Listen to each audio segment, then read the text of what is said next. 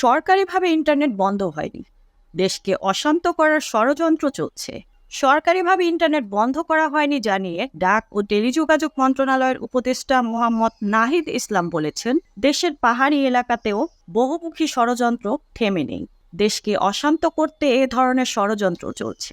আজ শনিবার ২১শে সেপ্টেম্বর সকালে ফেনীর ছাগলনাইয়ার রাধানগরের দক্ষিণ আন্ধারমানিক এলাকায় বন্যা দুর্গত এলাকা পরিদর্শনকালে উপদেষ্টা এ মন্তব্য করেন। তিনি জানান, পার্বত্য চট্টগ্রামে সরকারিভাবে ইন্টারনেট বন্ধ করার কোনো ঘটনা ঘটে। ইন্টারনেটের সামান্য সমস্যা হয়েছে, এটিকে ফুলিয়ে ফাঁপিয়ে প্রচার করা হচ্ছে। খাগড়াছড়ি রাঙামাটির ঘটনা রাষ্ট্র সর্বোচ্চ গুরুত্ব দিয়ে দেখছে বলেও জানান নাই। ফেনীর বন্যা পরিস্থিতি নিয়ে তিনি বলেন, পুনর্বাসন কার্যক্রম চলমান রয়েছে। বন্যায় গৃহহীনদের ঘর দেয়ারও প্রত্যয় ব্যক্ত করেন উপদেষ্টা। জেলার ফুলগাজীর জগৎপুরেও বন্যা দুর্গত এলাকা পরিদর্শন করেন তিনি। এ সময় উপদেষ্টার সঙ্গে ছিলেন ফেনীর জেলা প্রশাসক ও police super. Mukta Parvez, desk report, BE news, Dhaka.